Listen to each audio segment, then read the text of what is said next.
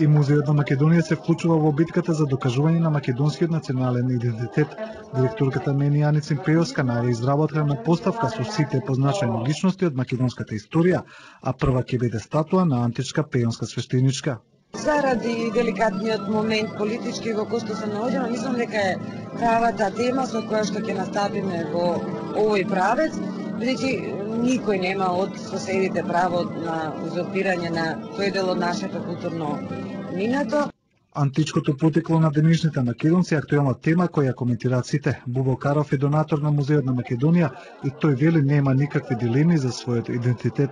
Ние нормално е да сме мешавина од антички македонци и од словени, затоа што лично сметам дека со престанувањето на државата и со престанувањето на постоењето на античка Македонија, сигурно дека не исчезнале од земјината топка и античките македонци.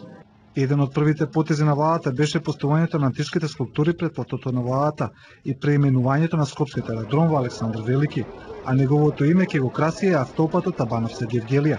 Градскиот стадион пак ќе го носи името на неговиот татко Филип II. Се очекува Александар на Скопскиот плоштад да добие и грандиозен споменик. Експертите за ова прашање се поделени. Некои велат македонците имаат право да ја слават историјата како што мислат, но некои предупредуваат дека овие потези може да им наштетат на македонските евроинтеграции. И сметам дека треба мудро да се игра во врска со Грција. Грција сега држава председавач на ОПСЕ. Значи ќе мора да покаже некакви резултати и тука. Мислам дека нема да може да се дрзне доколку ние паметно играме, а паметно нема да ви играме ако го прекрстиме автопатот Александар Велики и слични провокации, бидејќи тоа 100 пати ни е кажано од Брисел.